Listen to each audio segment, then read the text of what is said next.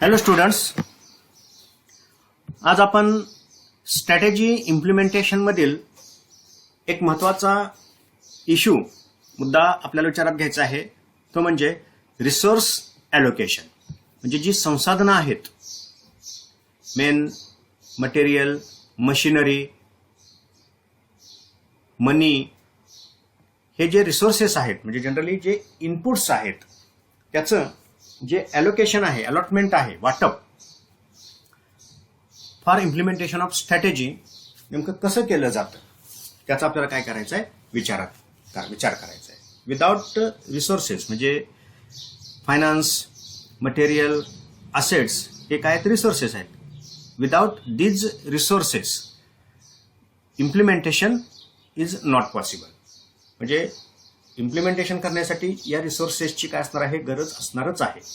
मग हे जे रिसोर्सेस आहेत, इम्प्लिमेंटेशन करत असताना जे number of functions, number of activities, number of departments असणार आहेत, त्यामध्ये याचं प्रॉपर जे डिस्ट्रीब्युशन आहे, ॲज पर रिक्वायरमेंट, हे रिसोर्सेस अवेलेबल होणं गरजेचं असतं. मग ते प्रोक्युर करणं, ते डिस्ट्रीब्यूट करणं, त्याचा प्रॉपर जो शेअर आहे तो त्या ॲक्टिव्हिटीसाठी जाणं, प्रॉपर युटिलायझेशन होणं, या सगळ्या बाबीचा संबंध कशाशी असतो, या ॲलोकेशनशी असतो. मग हे नेमकं काय कन्सेप्ट आहे, कसं हे केलं जातं, हाऊ इट इज ॲलोकेटेड, या अनुषंगाने आपल्याला यामध्ये चर्चा करायची. So strategic plan can be put effectively into action with project implementation. Generally हे जे स्ट्रॅटेजिक प्लॅन्स आहेत, म्हणजे स्ट्रॅटेजी इम्प्लिमेंटेशनमध्ये एक प्रोजेक्ट इम्प्लिमेंटेशन हा काय असतो, भाग असतो. म्हणजे छोटे छोटे इथं काय केले जातात, टाइम बॉन्डेड, काल आपण बघितलं एक टाइम बॉन्डेड प्रकल्प तयार केले जात असतात. सो दिस प्रोजेक्ट हे इम्प्लिमेंटेशन काय होत असतं, इम्प्लिमेंटेशन होत असतं.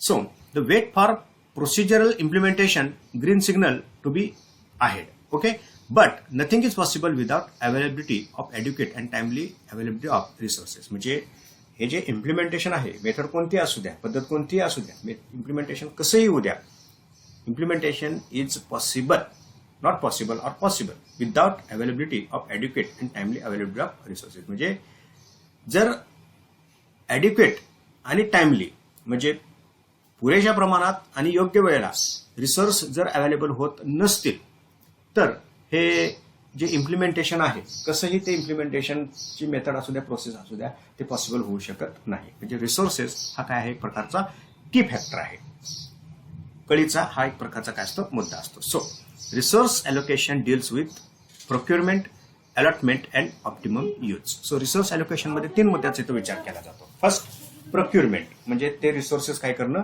प्राप्त करणं. म्हणजे मटेरियल वेळेत उपलब्ध झालं पाहिजे, फायनान्स रेज होणं गरजेचं आहे, कॅपिटल जे गरजेचं आहे, निधी जो गरजेचा आहे तो मिळणं गरजेचं असतं. ज्या असेट्स लागणार आहेत त्या योग्य वेळेला उपलब्ध होणं गरजेचं असतं. जनरली त्याला काय म्हटलं जातं, प्रोक्युरमेंट. आफ्टर प्रोक्युरमेंट त्याचं काय झालं पाहिजे, वाटप होणं गरजेचं आहे. अँड देन यूज होणं गरजेचं आहे. नुसतं डिस्ट्रीब्युशन केलं यापुरतं मर्यादित हा ॲलोकेशनचा भाग नाही. सो फॉर व्हॉट पर्पज ते ॲलोकेशन केलं आहे, तो पर्पज इथं काय झाला पाहिजे, साध्य झाला पाहिजे. म्हणजे ऑप्टिमम यूज, म्हणजे पुरेपूर त्याचा वापर होणं गरजेचं असतं. 3 बाबी या रिसोर्स ॲलोकेशनमध्ये विचारात घेतल्या जातात. So resource allocation is both one time and continuous process. म्हणजे एकाच वेळी, पण ही एक सतत चालणारी काय असते, प्रक्रिया असते. Every project requires adequate amount of resources. कोणत्याही प्रोजेक्टला इम्प्लिमेंट जर करायचं असेल, स्ट्रॅटेजीला इम्प्लिमेंट करायचं असेल, तर पुरेशा प्रमाणात रिसोर्स अवेलेबल झाले पाहिजेत. Strategy implementation deals with resource allocation as well. So financial and physical resources are allocated through budgeting. So हे जे फिनान्शियल अँड फिजिकल रिसोर्सेस आहेत, म्हणजे निधी, म्हणजे फिजिकल म्हणजे मटेरियल असेल, मशिनरी असेल, असेट्स असतात, नंबर ऑफ जे इनपुट्स आहेत, हे सगळे फिजिकल रिसोर्सेसमध्ये येत असतात. सो त्याचं जे ॲलोकेशन आहे ते कसं होत असतं, जनरली त्याच्यासाठी हे जे बजेटिंग आहे ते टेक्निक काय केलं जातं, वापरलं जात असतं. आता बजेटिंगची कॉन्सेप्ट तर as a student of commerce आपल्याला ती काय आहे माहीतच आहे. मग थ्रू बजेटिंग हे ॲलोकेशन कसं होतं ते आपल्याला समजून घ्यायचं आहे. Okay, so strategic budgeting, the main instrument for resource allocation is budget. Okay, it is used as a planning, coordination and control tool by management. हे पण आपल्याला माहित आहे. There are 3 approaches to resource allocation through budgeting. इथं through budgeting हे जे resource allocation केलं जातं त्याचे 3 अप्रोच आहेत, 3 दृष्टिकोन आहेत. The first type is top down approach. म्हणजे पहिला अप्रोच कोणता आहे? Top down. नेमकं काय ते समजून घ्या. Where resources are distributed through a process of segregation down the operating levels. म्हणजे टॉप डाऊन अप्रोच काय आहे? Where resources are distributed through process of segregation down the operating levels. म्हणजे जे ऑपरेटिंग लेवल्स आहेत त्याचं काय केलं जातं? एक सेग्रिगेशन म्हणजे विभाजन इथं केलं जात असतं. आणि रिसोर्स अलोकेशनचे निर्णय कोण घेतं? Generally top management decide the amount of resource allocation. आणि रिसोर्स अलोकेशनचा निर्णय कोण घेत असतं? Generally top level management. म्हणजे टॉप टू बॉटम हा जो फ्लो आहे मॅनेजरियल लेवल किंवा हायरार्की जे आहेत ना त्या क्रमानं रिसोर्स काय केले जातात तिथं अलोकेट केले जात असतात. The management decide. So this approach is used in entrepreneur mode of strategy implementation. म्हणजे स्ट्रॅटेजी इम्प्लिमेंटेशनचा जो एंटरप्रेन्युअर मोड आहे म्हणजे उद्योजकीय जो दृष्टिकोन आहे, माध्यम जे आहे, पद्धत जी आहे त्यामध्ये हा अप्रोच काय केला जातो? विचारात घेतला जात असतो. म्हणजे टॉप डाऊन अप्रोचमध्ये टॉप लेवल मॅनेजमेंट जी हायरार्की आहे, जे ऑपरेशनल फंक्शन्स आहेत, top to bottom importance of functions आहे त्यानुसार रिसोर्स काय करते? अलोकेशन होत असतं. Then the second approach is bottom up approach. अगदी याच्या हा रिव्हर्स अप्रोच आहे. Where resources are allocated after process of aggregation from the operating level. म्हणजे जे ऑपरेशन लेवल आहे म्हणजे जी लोअर लेवल हायरार्की आहे, प्रत्यक्ष ऑपरेटिंग लेवल जी आहे मॅनेजमेंटची, तिथून रिसोर्स अलोकेशनला काय होत असते? सुरुवात होत असते. It is used in participative mode of strategy implementation. आणि हा मोड कधी वापरला जातो? ही पद्धत कधी वापरली जाते?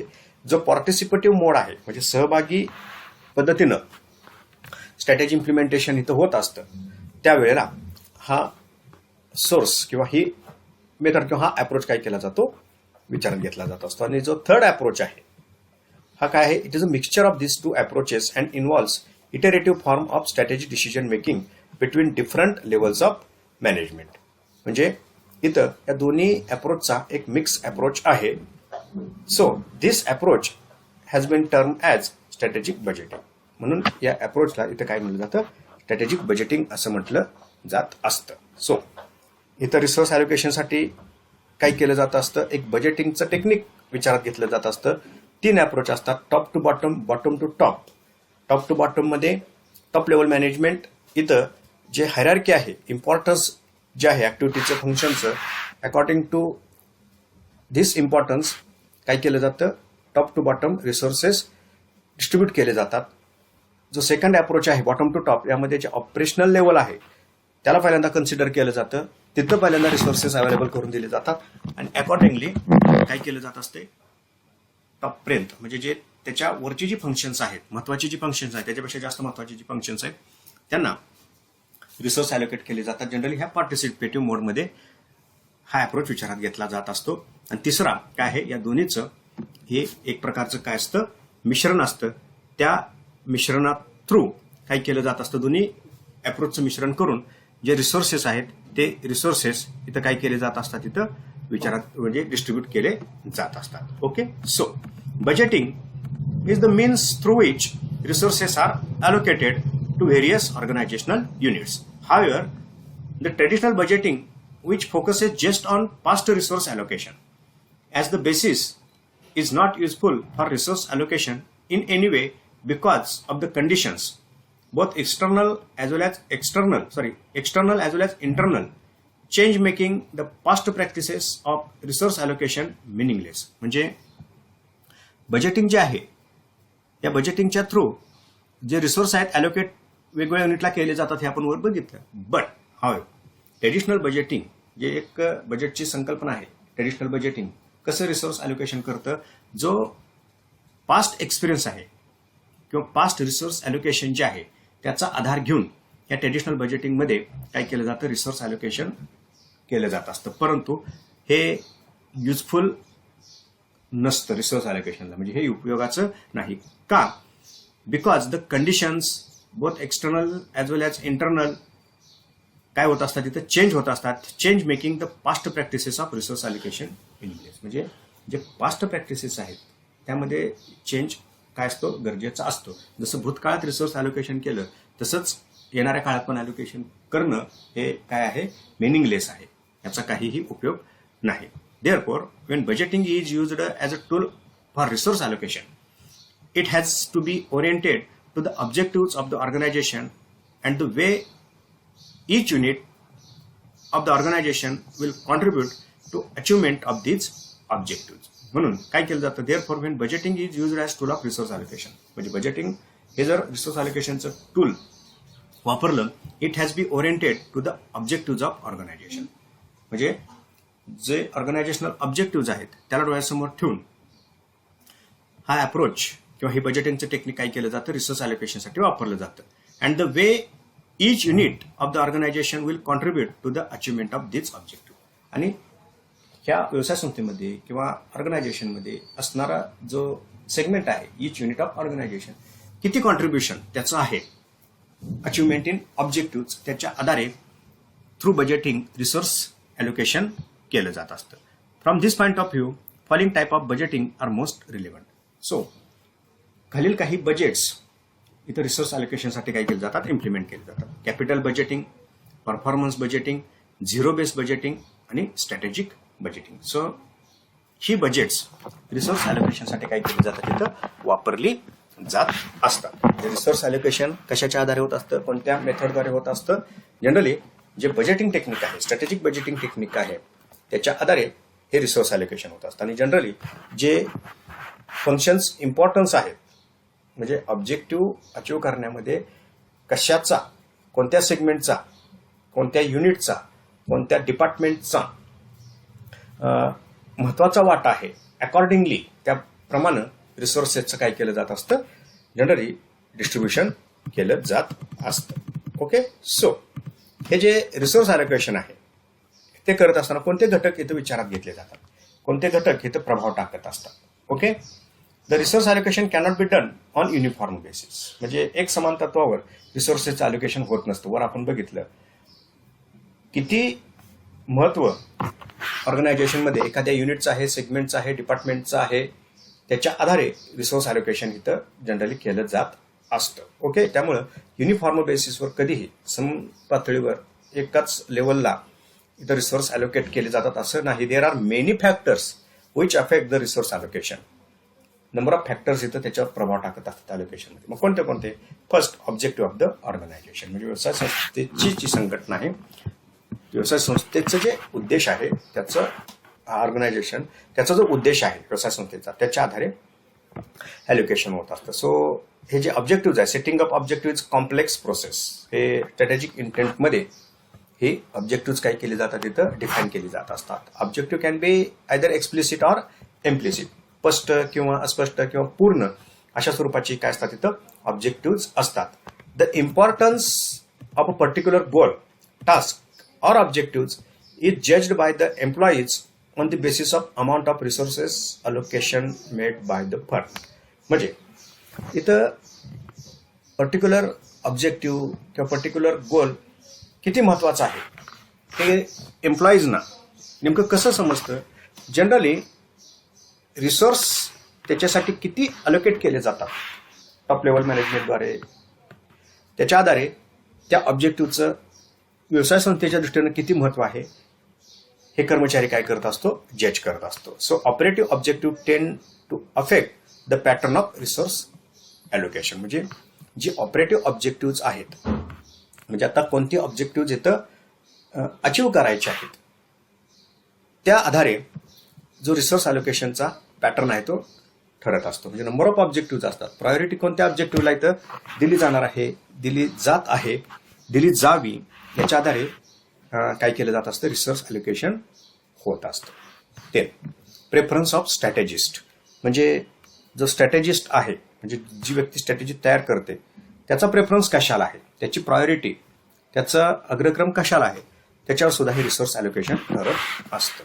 The resource allocation is majority affected by attitude of the strategy. त्याचा दृष्टिकोन काय आहे स्ट्रॅटेजिस्टचा, त्याच्या आधारे हे अलोकेशन ठरत असतं. Their preference determine the amount of resource allocation. त्याचा जो अग्रक्रम आहे तो अग्रक्रम ठरवतो की अलोकेशन रिसोर्सेसचं नेमकं कसं व्हावं. म्हणजे स्ट्रॅटेजिस्टला यामध्ये काय आहे महत्व दिलं जात असतं. ओके, कारण स्ट्रॅटेजिस्ट स्ट्रॅटेजी तयार करतो. स्ट्रॅटेजी तयार करत असताना कोणत्या सेगमेंटला, कोणत्या डिपार्टमेंटला, कोणत्या फंक्शनला, कोणत्या सेक्शनला किती रिसोर्सेस लागतील याचा त्यानं विचार केला असतो. त्यातून त्याचा एक जो प्रायोरिटी आहे, प्रेफरन्स तयार झालेला असतो. मग तोच इतर रिसोर्स अलोकेशनवर काय टाकत असतो, प्रभाव टाकत असतो. इंटरनल पॉलिटिक्स जे राजकारण आहे अंतर्गत, संघटनेअंतर्गत, त्याच्या आधारे resources allocation is always considered as the possession power. Okay, those departments or businesses which are powerful may get extra resource allocation. म्हणजे एक रिसोर्स अलोकेशन कशाच्या आधारे ठरतं किंवा एक जी पोझेशन पॉवर आहे म्हणजे सत्ता कुणाच्या हातात आहे त्याच्या आधारे हे रिसोर्स अलोकेशन होत असतं. कोणत्या डिपार्टमेंटचं महत्व आहे त्या ऑर्गनायझेशनमध्ये त्याच्या आधारे हे रिसोर्सेस अलोकेशन होत असते. Generally it is called as internal politics. Those department or businesses which are powerful may get extra resource allocation. जे डिपार्टमेंट पॉवरफुल आहेत त्या डिपार्टमेंटला ऑटोमॅटिकली रिसोर्स काय होतात तिथं जास्त अलोकेट होत असतात, करावे लागतात. ऑटोमॅटिक त्याचा प्रभाव पडत असतो. Then resources are a symbol of power. Internal policies based on negotiations and bargaining affects resource allocation. म्हणजे ज्या इंटरनल पॉलिसीज आहेत म्हणजे अंतर्गत जी धोरणं आहेत त्याचा पण इथं प्रभाव पडत असतो. Generally resources area a symbol of power. म्हणजे रिसोर्सेस एक प्रकारचे काय आहेत तिथं एक सिम्बॉल ऑफ पॉवर आहे. म्हणजे ज्याच्याकडे रिसोर्सेस जास्त आहेत ऑटोमॅटिकली हे एक प्रकारचं सिम्बॉल असतं. कशाचं? पॉवरचं हे सिम्बॉल मानलं जात असतं. Internal policies based on negotiations and bargaining affects resource allocation. म्हणजे इंटरनल ज्या पॉलिसीज आहेत त्या कशा ठरत असतात? जनरली जे निगोशिएशन्स आहेत, जे बार्गेनिंग आहेत, एक व्यवहार जे असतात, सौदा शक्ती त्याला म्हटली जात असते. कोण कसा प्रभाव इथं टाकत असतं त्या ऑर्गनायझेशनमधला त्याच्या आधारे या पॉलिसीज ठरतात आणि त्याच्या आधारे रिसोर्स अलोकेशन इथं होत असतं. एक्सटर्नल इन्फ्लुएन्सेस जे बाह्य घटक आहेत, एक्सटर्नल काही घटक आहेत. The demands of stake holders also affect resource allocation. जे स्टेक होल्डर्स आहेत, स्टेक होल्डर म्हणजे काय? Share holders. जनरली जे हितसंबंधी लोक आहेत, इंटरेस्टेड ग्रुप ऑफ पीपल्स, व्यवसाय संस्थेमध्ये इंटरेस्ट असणारा, हित असणारा जो ग्रुप ऑफ पीपल आहे त्या सगळ्यांना जनरली इथे स्टेक होल्डर हा शब्द वापरला जात असतो. दे कॅन ओनर्स, त्यामध्ये ओनर्स असू शकतात, suppliers, customers, employees, bankers and community. हे सगळे स्टेक होल्डर्स आहेत. Legal requirement may require additional resource allocation. For example pollution control, safety and labour welfare requirement. म्हणजे हे जे स्टेक होल्डर्स आहेत रिसोर्स अलोकेशनवर प्रभाव टाकतात किंवा जे लिगल रिक्वायरमेंट आहेत त्याची पूर्तता करण्यासाठी रिसोर्स अलोकेशनचा पण विचार करावा लागत असतो. म्हणजे pollution control, safety and labour welfare requirement असे काही लिगल रिक्वायरमेंट पूर्ण करत असताना त्या अनुषंगानं रिसोर्स अलोकेशन करावं लागत असतं. कमी पोल्युशन व्हावं यासाठी नंबर ऑफ रिसोर्सेस त्या सेक्शनला एक्स्ट्रा देणं गरजेचं असतं. सुरक्षिततेसाठी रिसोर्स अवेलेबल करावे लागत असतात वगैरे वगैरे. अशा पद्धतीनं हे काही बाह्य घटक असतात की ज्याच्या आधारे रिसोर्सेसचं अलोकेशन होत असतं की जे आउट ऑफ कंट्रोल असतात, मॅनेजमेंटच्या दृष्टीनं हे काय असतात, नियंत्रणामध्ये नसतात. आता डिफिकल्टीज कोणत्या येतात? Arises in resource allocation. अडथळे, अडचणी कोणत्या आहेत? Resource allocation is a central management activity that follows for strategy execution. Strategies have the power to decide which divisions, departments or SBU, strategic business unit, are receive how much money, which facilitates and which executive. वर आपण बघितलं की स्ट्रॅटेजीजला ह्या power असतात, त्याच्या हातात automatically त्या जातात की कोणत्या सेक्शनला, कोणत्या युनिटला रिसोर्सेसचं अलोकेशन व्हावं. The primary tool for making resource allocation is budget process. हे पण आपण बघितलं. Functional strategies are derived from business strategy and provide direction to key functional areas within the business in terms of what must be done implement strategy.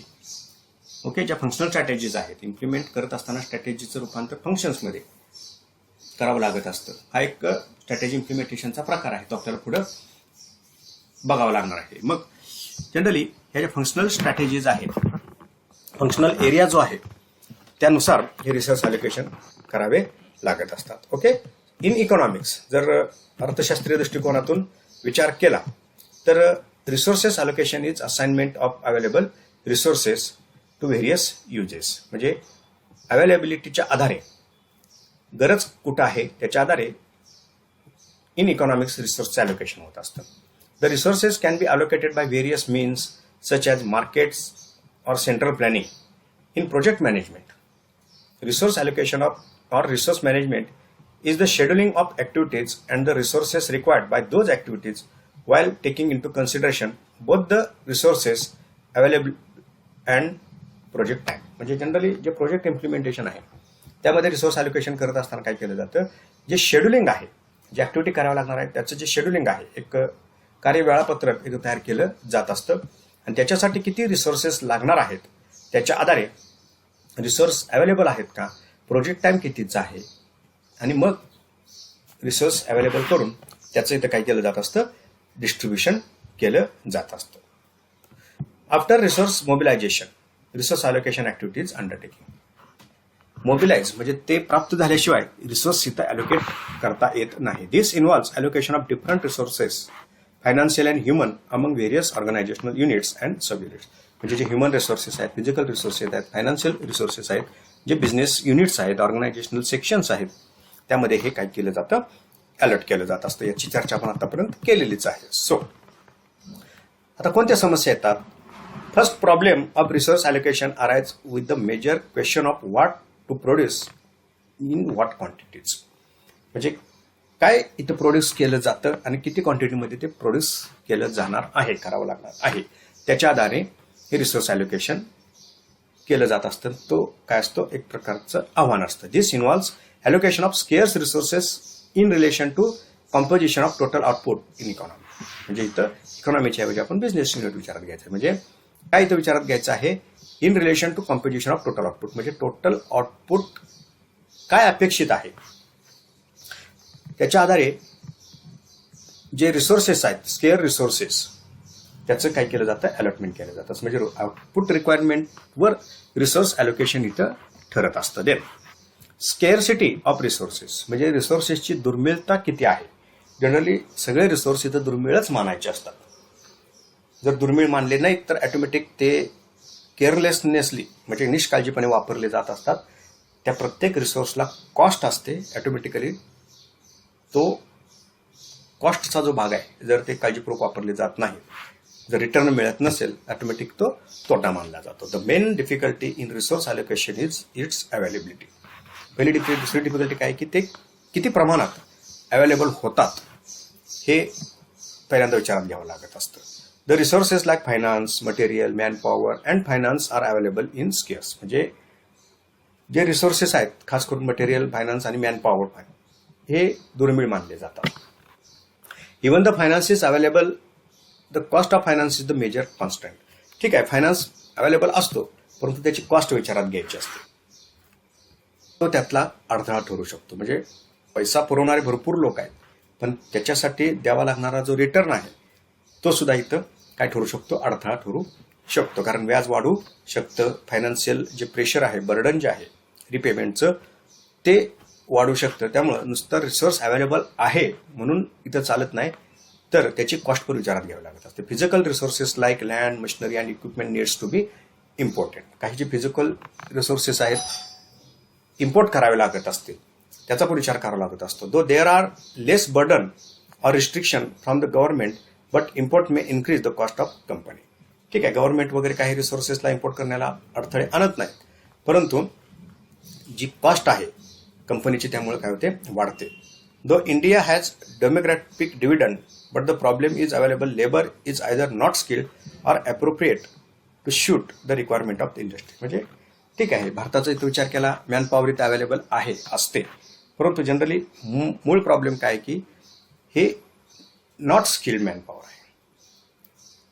म्हणजे जी कौशल्य त्या man पॉवरमध्ये अपेक्षित आहेत ती कौशल्य त्या मॅन पॉवरमध्ये नाही, किंवा ती काय आहेत, not appropriate for requirement of industry, किंवा इंडस्ट्रीची जी गरज आहे त्या अपेक्षा पूर्ण करतील अशी मॅन पॉवर इथं उपलब्ध नाही. हा एक मोठा दोष आपल्या मॅन पॉवरचा, लेबर फोर्सचा इथं दिसून येतो. म्हणजे डेमोग्राफिक डिव्हिडंड आहे असं आपण म्हणतो, परंतु व्यवसाय संस्थेच्या ज्या गरजा आहेत त्या गरजा पूर्ण करणारे स्किल ह्या मॅन पॉवरमध्ये, ह्या लेबर्समध्ये इथं नाही. ओके, त्यामुळे हे रिसोर्सेस अवेलेबल असून सुद्धा मग इथं उपयोग होत नाही. देन इंटरनल रिस्ट्रिक्शन्स, काही अंतर्गत मर्यादा असतात. When firm wants to allocate resources for new business it becomes very difficult issue as the firm has to also allocate resources to existing SBU or department. म्हणजे इथं इंटरनल रिस्ट्रिक्शन काय आहेत की नवीन जर बिझनेस इथं नवीन ॲक्टिव्हिटी जर introduce केली असेल तर त्याच्यासाठी इथं रिसोर्स ॲलोकेट करावे लागतात. परंतु very difficult issue as firm has also allocate resources to the existing SBU or department. जे already existing strategic business units आहेत, डिपार्टमेंट्स आहेत, त्यांना सुद्धा रिसोर्सेस ॲलोकेट करावे लागत असतात. पण प्रायोरिटी इथं नवीन बिझनेसला द्यावी लागत असते, त्यांना रिसोर्सेस इथं जास्त लागत असतात. म्हणजे डिस्ट्रीब्युशन करत असताना मर्यादा येत असतात. The usual budgeting practice creates problem for new units. म्हणजे नवीन युनिट्सला रिसोर्स ॲलोकेशनला कधी कधी काय येतात, प्रॉब्लेम्स येत असतात. कारण रिटर्न अनएक्सपेक्टेड असतात, रिटर्न मिळतील त्याची काही गॅरंटी नसते. त्यामुळं ॲलोकेशनच्या वेळेला याचा पण विचार करावा लागत असतो. Than competitors, many firm copy its competitors when it comes to resource allocation. Generally resource ॲलोकेशनला कॉम्पिटिटर्सला इथं काय केलं जातं, फॉलो केलं जात असतं. They never pay attention to the internal capabilities. This is imitation tactic adopted by the firm. म्हणजे एक फॉलो टॅक्टिक जे आहेत ते इथं फॉलो केल्या जातात. This does not really make a sense. म्हणजे अशा पद्धतीनं जाऊन रिसोर्स ॲलोकेशन करणं हे एक हुशारीचं लक्षण आहे असं मानलं जात नाही. एक प्रकारे हा नॉनसेन्स जे आपण म्हणतो, सेन्स नसणं, त्या पद्धतीनं इथं रिसोर्स ॲलोकेट जनरली केले जात असतात.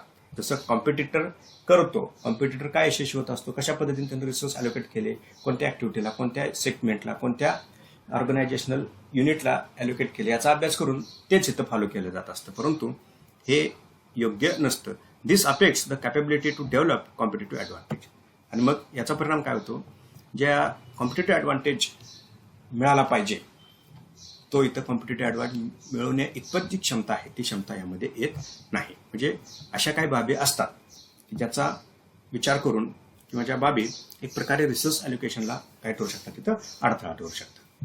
म्हणजे स्ट्रॅटेजी इम्प्लिमेंटेशनसाठी महत्त्वाचा घटक कोणता आहे, रिसोर्स. विदाउट रिसोर्सेस ती इम्प्लिमेंट होऊ शकत नाही. त्यामुळे रिसोर्स म्हणजे काय, ॲलोकेशन कसं केलं जात असतं, कोणते फॅक्टर्स ॲलोकेशनवर प्रभाव टाकत असतात आणि अडथळे कोणते असतात त्याचा यामध्ये काय करावा लागत असतो, इथं विचार करावा लागत असतो.